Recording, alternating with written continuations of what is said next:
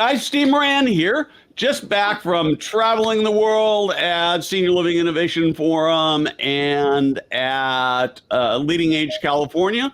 Had such great conversations. In a few days, we are off to New Orleans for the Senior Living Executive Conference. And we've got a number of our supporters here who are also going to be there. And we just thought it would be fun to sort of talk about what they're thinking about, what they're talking about, what they're going to be doing and talking about at the Argentum. I'm not supposed to, the Senior Living Executive Conference. I'll get the naming. Yeah, it's going to take me a while to get that exactly right. And I'm just going to start by working through the order that I think we're going to put everybody up on the screen at the same time. So you'll see all these beautiful faces. And I'm going to start in the order that I see, which I think is the same order that everybody sees. It's not quite like Zoom where everybody gets a little bit different view. So Kathleen, let's start by, I'm actually going to ask you a question first. When you look at the industry, where do you see the greatest opportunities for growth in terms of both occupancy and in terms of revenue? Okay, I'm going to go with market distinguisher, and that's why quality and safety never go out of style. And COVID, showed us the distrust that kind of was created during that situation. So I think there's a really basic, back to basics opportunity to prove that if you're doing quality, and particularly if you can validate with a third party like the Joint Commission, and then you can prove that you're going to keep residents safe, I think you put yourself in a great position to be a provider of choice in community. Great. Now you're actually doing a presentation at the conference. Can you talk to us a little bit about that? Yes. Achieve Accreditation has been helping senior living communities obtain and maintain their Joint Commission for 35 years this year. And we have the great opportunity to be on a panel. And I would like to invite people to come, that it's Tuesday, May 9th at 9:30 a.m. And we have a 4-member panel, and we'll all be talking about our section of the world related to Joint Commission accreditation for assisted living, which went live in 2021. And also they're going to be in a live partnership starting July 1st with the Alzheimer's Association for memory care certification. So the speakers at the panel will be Stephanie Harris, CEO of Arrow Senior Living.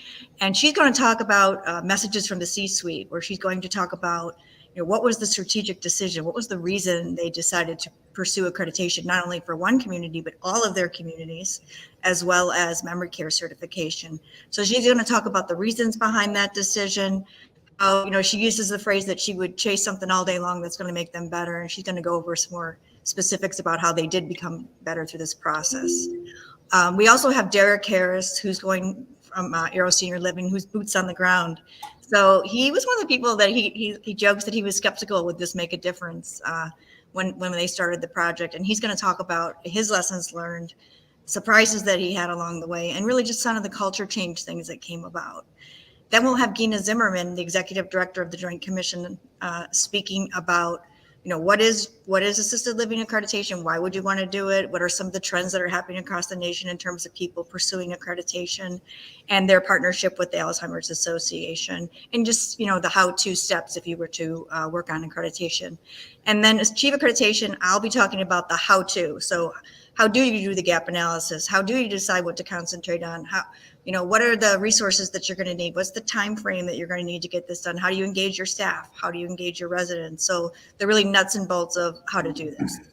Great. So I want to pause you here. I really like this. One of the conversations that came up a couple of times at Senior Living Innovation Forum that will feature on a future Foresight TV is that at least 2 different conversations. Well, actually, one was from the stage, and the other was a conversation where there's this that we've got to work on the terms assisted living and senior living, and that the problem with the industry is the terms. And you might all agree with that. I'm actually I seem to be the only person who thinks that's not true, that the problem is actually that we've got to fix the reason the terms are that people don't like the terms is because there's been really there's been a challenge in how good it's been. I mean, there's some great operators, we know that, but there are also some people who are not so great, and that we've got that. While terms do matter, fixing how we present to the world is better. So, Wendy, I'm going to jump to you next. Talk what you're not going to be in a booth, but you're also doing a talk. I'm not going to be in a booth. Not until my next podcast episode. So I am delivering a talk. It is also at 9:30 on Tuesday, which I'm sad about because Kathleen Arrow is a client of ours, and I would love to see Stephanie and Derek. I mean, I'm sure I'll see them otherwise, but I'd love to see them on your panel. But I'm also at 9:30 on Tuesday, and my lecture is So Many Leads, So Little Conversation, really using data to nurture leads and differentiate from the competition. So, Big Buzz is really known for bringing steady streams of move-in ready leads to teams serving senior living. And we do that by gathering the industry data, benchmarking that data, and sharing it with the industry. So the lecture will be chock full of a lot of the data that we've formulated in our ebooks over the years, and some other real goodies. So it had never really occurred to me exactly, and just now as you were talking, is we've got a really unique group of partners at Foresight that are all really data geeky people that are really making the difference. You and Kathleen and Michael, I know you guys are doing a ton of data stuff. Charles, you guys are doing a ton of data. Alex is all about data. Akashield is all about data. Deontay, I hadn't really seen that connection before, so it just sort of struck me as we were talking. So that is just really cool. So Wendy, when you look at the industry, where do you see the big opportunities?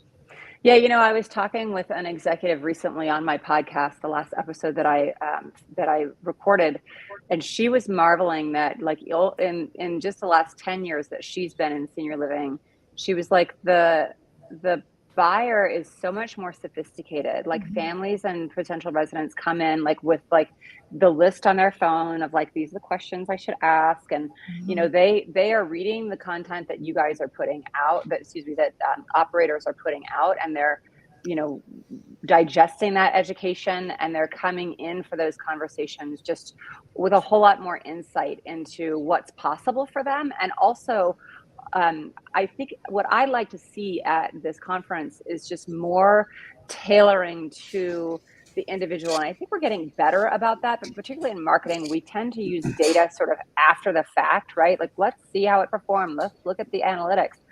And we just have such an opportunity to meet this more sophisticated buyer with a more sophisticated marketing message and a more sophisticated sales message, where we really are known for putting data in front of marketing proactively before launching a campaign. So most recently, we did some really avant-garde things for Arrow in the way of adding programmatic and voice of the customer survey data into their nurture campaigns, so that the voice was not the operator, it was the reader's peers, right? So imagine 72% of your peers would prefer independent living over assisted living in a recent study of ours. That's the kind of stuff that I think about my parents or my auntie and my uncle, for whom I'm also in charge of as they're aging, and what they would want to read and digest. And they are intelligent, educated people who dig this data, right? And it's a whole lot better than some of the fluffier things that we see out there around our amenities and our offerings. Less about you, more about them. Yeah. So I absolutely agree with you, and I think that the challenge is particularly when we get to amenities, they all start sounding the same. Michael, you guys are big, huge data. You've been teaching us a lot of stuff about different buildings and the ones that are making a difference and the ones that are really struggling. What are you going to be? The first question is, where do you see the opportunities right now? Yeah. So, hey, everybody, I'm so thankful to be on. But yeah, I think to Wendy's point, I think that instead of being more reactionary with the data, I think being able to look at a lot of historical trends of what has happened in the past and being able to future kind of forecast on what's going to happen and be able to pivot your marketing messages for that.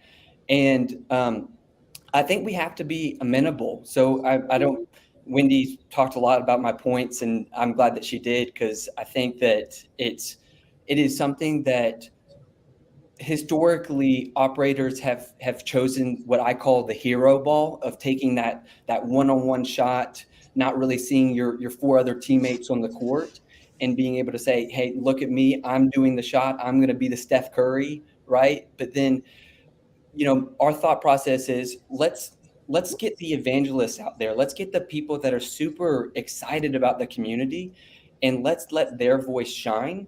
And then the message obviously becomes more focused on successful outcomes, and the hero are the families, as opposed to us, the operators, being the hero. And I think that's just going to resonate more and more with the sophisticated consumers that Winnie is talking about. I love this so much. The best tour I've written about, I've talked about it before, but the best tour of a senior living community that I've ever had in the thousands and thousands of communities that I've visited was given to me by a weekend maintenance housekeeping supervisor at a Sunrise building here in the Sacramento area. And she's not the person you would ever hire to market. Her English was, her grammar was imprecise. And as I recall, she was missing a tooth or two. And she was dressed in blue jeans and a work shirt. And we wandered around the community, and she loved and she hugged and she knew everybody. And I wanted to move in by the time I was done with this tour. And I love this idea that sales should be a team sport. I actually have a theory that everybody hates. I think that in buildings of, say, less than 100 units, once the occupancy is stabilized, I think there should be no marketing director. I think the executive director should do all the sales. You do need somebody who's clerical to help with the paperwork, because the paperwork has become such a big burden. So I'm not saying you don't need somebody there, but I've seen it done, and I'm just full of things that are going to get me in trouble. Well, Steve, if I can add one more thing to that, when I was in the seat of a sales and marketing director, I actually tried to track the amount of conversions that I had based on the tours that I just did by myself versus the ones that my health and wellness director was able to be a part of, my executive director was able to be a part of. And so my thought process, as much as I would think that I'm such a great salesperson and a great closer and all the best things possible, my conversions went skyrocketing when I was able to get, all 6 of my other leadership team involved. And I think getting that data and being able to aggregate it and use it to your advantage, and saying, hey, listen, at Stand Up, these are my numbers when you guys are involved, and these are my numbers when you're not. Let's make this a group effort, and let's see our occupancy continue to climb. But yeah, and I would add that when we always encourage operators, let's not write the marketing in operator speak, and let's not write it in marketing speak either. Like, it's not about what I want. And, I've got clients who are like, but what do you think? And or I've got clients who, the CEO comes in and says, I have an idea. And we're like, we appreciate the ideas. And, this is what the data is telling us. And Michael, totally spot on. Like, the more people you get involved in that messaging, the more rich it's going to be, and the more it's going to resonate with other people. Yeah. So as sort of a bridge to talking to Charles here, one other thing I want to say about this is that I think the other huge benefit is that if you use non-salespeople to help you with the marketing, and that gets you move-ins, that builds culture in the community for everybody, where people can say, man, I helped move that person in. And that really is significant. It's really important. And for those of you who are doing that, you need to be celebrating that in your buildings, that contribution. So Charles, somebody had something. Alex? Sorry, I was just going to say real quick, just to go on top of that point, that I always believe that your first and most important sale is your sale to your team, right? So as a sales director, someone's in the community, it's our job is to build that culture and to be part of that as well. So, building up your team, thanking them for the tours, coming up and greeting on the tour. So during our stand-up meetings, I would recognize those people that have come up and introduce themselves to the staff and make a really big deal out of it. And that's part of the building a sales culture at a community is doing that, is building your first, and I always use that phrase, like your first and most important sale is to your team. And, You bet. And it starts Yep. from there. So sorry to Charles, make that I'm point. going to move to Charles here. What are you talking about? What are you seeing as the opportunities right now? So I'm going to commandeer this conversation, and I appreciate all the conversation we're having about move-ins, but I think the most important thing we can talk about right now is safety, specifically around how to keep yourself safe when you go to the Senior Living Executive Conference. And the way you do that is you do not mispronounce the name in which this conference is being held. If you are from the city originally, as I am originally, you're allowed to say, I'm from New Orleans, right?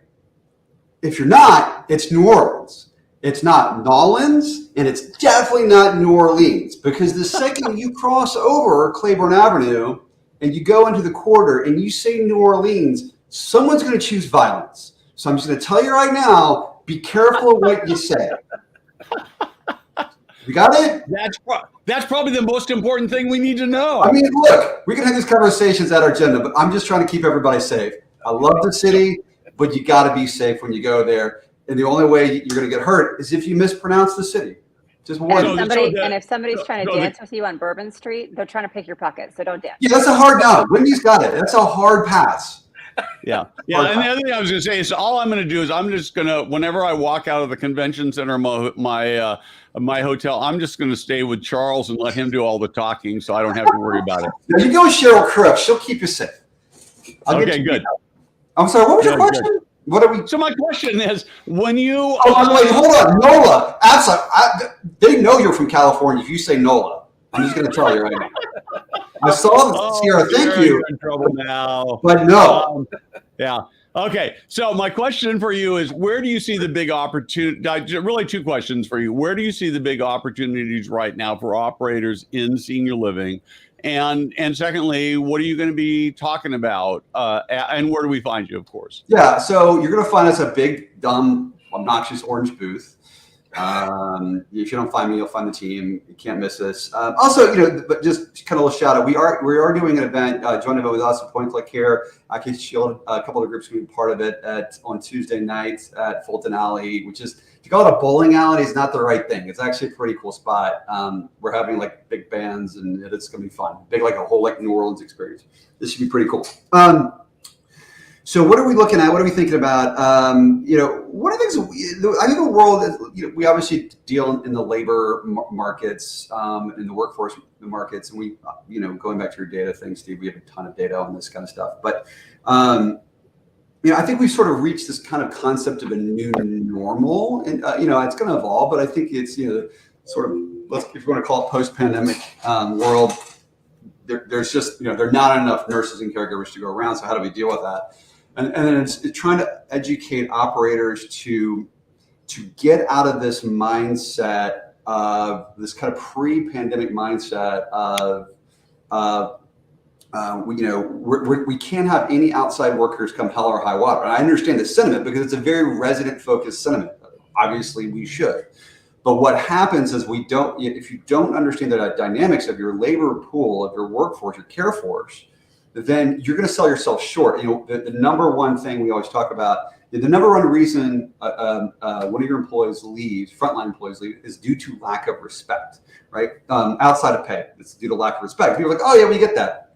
And we run surveys all the time, and the communities that we work with say, the good news is we're not disrespectful. And we talk to the employees, and they're like, absolutely, you're disrespectful. So why is there an imbalance here? And one of the biggest reason is because they don't feel like they're part of the team, have an equal voice in the team. But the number two reason that they feel disrespect, which is almost tied with number one, so very, very close, is you're not providing enough workers to help on the floor. And so what happens is we get this notion of, come hell or high water, we're not going to have any outside workers whatsoever. And then this happens every year. This is now the third year we've seen this phenomenon where come January, new budget cycle, we got to get it out. And then by May, late April, which is happening right now, there's a big influx. There's a huge amount of turnover going on right now. because people are burned out. They feel disrespected because there's not enough people working for it. So it's this education. How do you do that? But how do you use outside workers to align with your culture?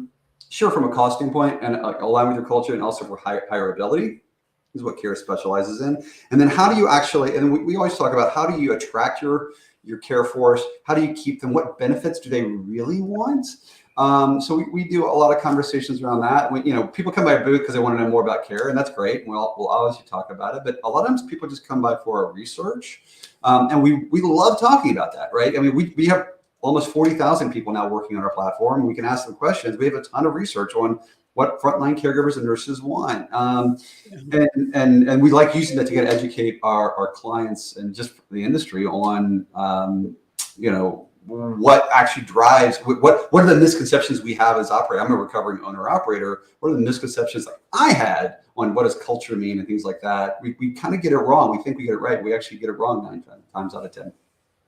Well, and one of the things that was really interesting is you might remember who it was if you were in the room, but one of the CEO operators in Austin said that as they work in their organization and they look at staffing, they don't believe that you could or ever should get to a zero outside staffing situation. Somebody who's using you. Do you remember who that? Yeah, I don't, but we've had this enough. Someone has actually run the mathematical exercise. Actually, I'm going to give AccuShield a big shout out because Charles Mann and he's actually run this sort of algorithm because he actually owns businesses, buildings as well, helps operate them. That there's, financially speaking, it's actually better in a weird way to run run sub 100% staffing. Well, I don't want to go through the pedantics of it, but it's like because and bring in people when you need to financially as well as culturally, and it's actually a bad idea to be fully staffed. When you're fully staffed, you're actually overstaffed a lot of times. You can't provide enough hours. Then you have this attrition issue, and but there, yeah, I've heard that sentiment. People have actually done that analysis, which was actually I thought was really interesting. We haven't done it. And I mean, and you think about it, I'll bet there's not a one of us here who hasn't woken up, planned on going to work one day and said, I'm just not feeling it. I'm going to go take care of the stuff I need to do, and I'm going to bail out. And then we make these assumptions about our team members that they're like machines, that they can just keep grinding it out. And the thing that I heard over and over again the last few days was how people are just getting burned out and burned out and burned out. And so we can toss those people aside, try to find new people where we can say, that's part of the human condition and part of the industry. Let's figure out how to take care of them, and they'll love us forever. They'll be more loyal to us, and to have that safety valve like Care makes great sense. Yeah. Deontay at AccuShield. We are going to get to all of you. I know it's always worse. I don't know whether it's worse to be the first or the last, because then if you're first, you get stuck here. But we're going to come to you, Deontay. Let's start with, where do you see the big opportunities right now in the senior living space? What are you going to be talking about at the Senior Living Executive Conference? Yeah, thanks, Steve. And I guess to tie things together between everyone, part of it is definitely reporting, insights, data, all that. And kind of like what Charles mentioned, it's staffing. And, over the last few years, I think it's no coincidence and really no secret that staffing is a challenge that the industry is trying to solve. And so that's a space that we've stepped in. A lot of our customers over the last few years have said that, this is something that they need help with. And so we've actually recently partnered with a company out in Canada called BookChain, which provides a shift management solution. So that's now integrated under AccuShield. And basically, we're helping these communities to ensure that their shifts don't go unfulfilled, which ties very directly into the kiosk between these operators now knowing who's in their buildings from a safety and security perspective. So having data on who's going in their buildings, how much agency they may be using in their buildings, but then also being able to make sure that their shifts are filled and help with recruiting, retention, all of that. So it's kind of where we're standing. That's what we'll be talking about at Argentum. Good. And then you actually have one other thing that's coming up in another month, right? And I know we wanted to be sure and mention that because it's something that's really cool. Yeah, Steve, we do. So we have it's our healthcare staffing innovation workshop. It's coming up June 15th and June 16th in Atlanta.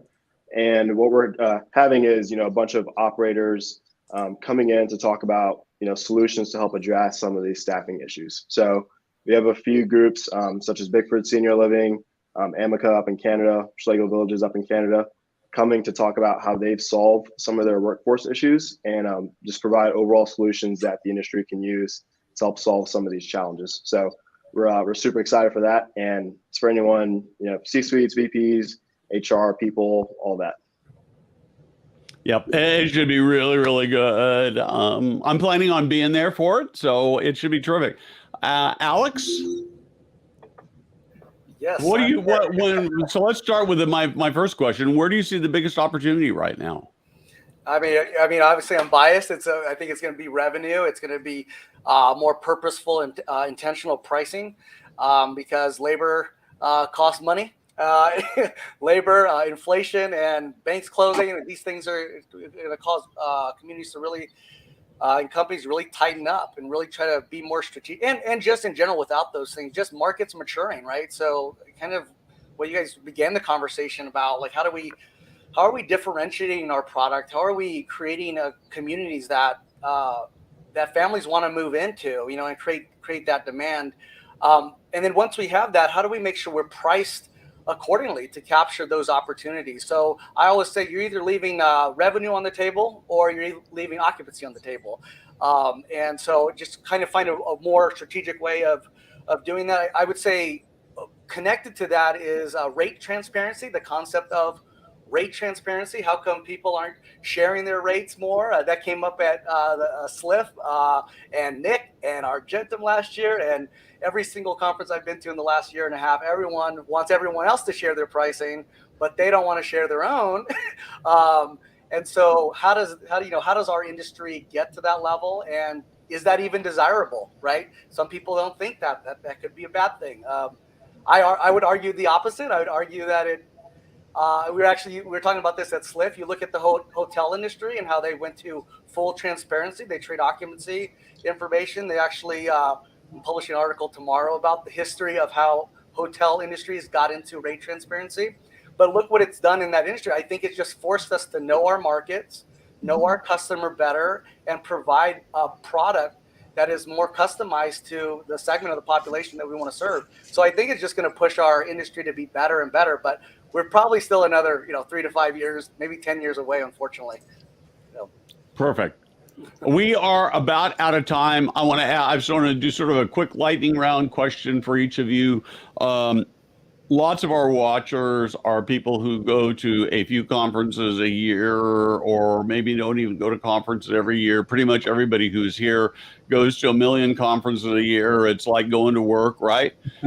I want your one hack, your one tip for somebody who is looking at because I talk to people all the time and say, oh man, I don't know what to do. I don't know. I'm going to get it home. One quick hack about what you can one trick you've learned about making conferences better, and we're going to go in reverse order. So, Alex, we're going to start with you. Hang around Steve Moran, and everyone that comes up to you introduce themselves. No, I think one of the best ones is just having as many one-on-one, even if they're 10-minute meetings, just having those one-on-one meetings and hanging around Steve Moran. So, great. Who am I going to next? Deontay? Yeah, definitely first, hang around with Steve Moran. Got to do that. And second, I would say just meet as many people as you can, shake some hands, exchange business cards, do all that, and be as kind as you can. Great. Charles? Yeah, don't hang around Steve Moran. The guy doesn't know anybody. He eats a lot, and he'll eat, unless you want to get some good food. But outside of that, look, come in with an agenda. Like, what are you trying to accomplish? There's a lot to see and a lot to meet. So are you looking for content? So there's a big, they usually have some really good content stuff.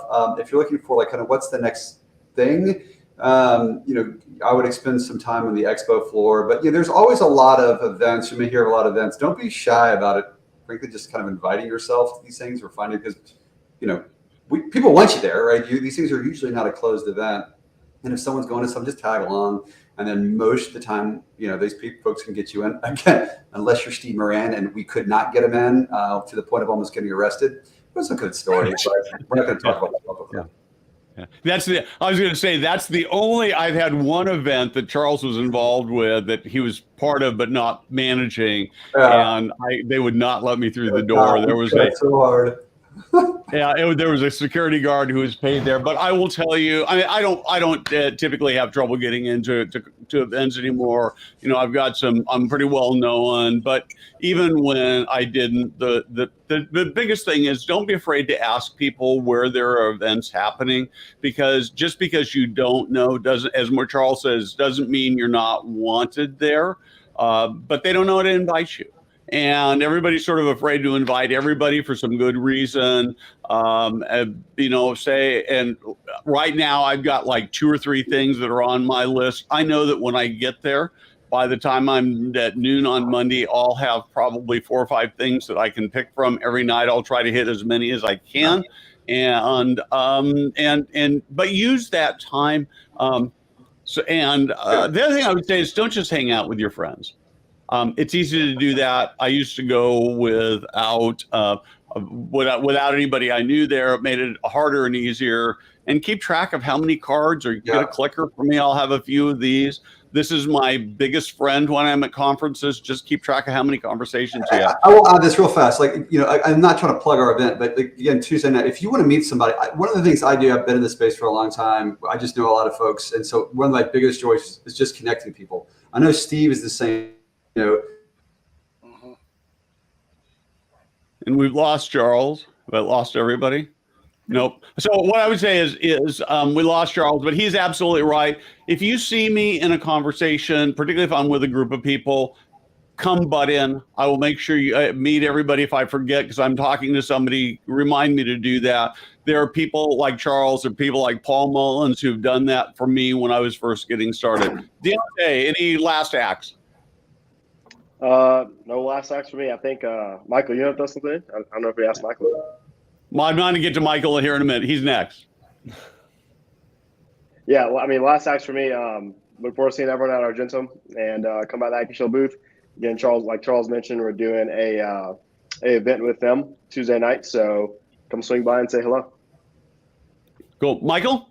Yeah, the best advice that I can give is just try to be the dumbest one in the room and be curious about other people. Don't focus on yourself. And conversations will kind of take care of itself. But we're excited about Argentum. We're going to be at booth 2948. We're also participating in one of the sponsors with the CARE event, and also we're hosting another event before that, and it's going to be at the House of Blues, and we will have actually.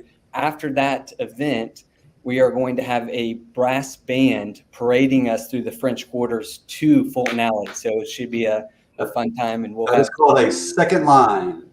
Second line, that's right. We have a second line, that's right. Table tell that. Yeah, yep. Right. Wendy. Yeah, conferences are for conferring. So get out of the conference hall. And we always try to do something really fun that you wouldn't do otherwise. So Monday night, Big Buzz is leading folks through Frenchman Street, which is like the more, I would refer to it as the more sophisticated Bourbon Street, where you're likely to see some really cool bands. So especially right after Jazz Fest. So if you can, 8 p.m. Frenchman Street, we're gonna hit all the bars down there and see who we can see for music. And you have a wheelchair a wheelbarrow to take us home afterwards? Well, I will have both. If we're gonna hit all the bars, I'm a little worried about that, right? So, Kathleen, you get the last word. All right, my hack is have education conversations, not sales conversations. I think people appreciate just learning more, maybe dispelling some myths, but not hard sales. I don't think anyone's there for that. And I also will mention that if you can join us on Tuesday at 9:30 for the Journey to Joint Commission accreditation for assisted living, I think you'll find it fascinating. If for some reason you can't, you see me in the exhibit hall or anywhere around, please reach out, and I'd love to have a conversation with you and tell you more about Achieve accreditation and what accreditation can do for your community. Yeah. I'm so excited about going there, seeing you all. I think one of the things that occurs to me as we're talking here is that we started out as business relationships, but we're all friends and we make friendships and we build on those friendships. So it's a time to hang out. When I first went to conferences early on, I'd sort of think I didn't know anybody. I was too afraid to ask about events. I'd go to my hotel room, I'd hear these great stories, and I'd be sad. And so if you are struggling with that, that's my promise. 2 things: come ask me where you should go. I'll do the best I can to help you. If you see me hanging out, come say hello. And the last thing I want to say, because this does happen to me, is sometimes if you walk by me and say hello and I don't respond, it's not because I don't want to, it's because my head's someplace else. And I only say, it feels a little ego-y to say that, but I know I get complaints about that. And I did that to at least somebody yesterday in Monterey at Leading Age and feel terrible about it. So thank you very much. Have a great weekend. See you all on Sunday night, Monday morning, bright and early. Take care. See y'all.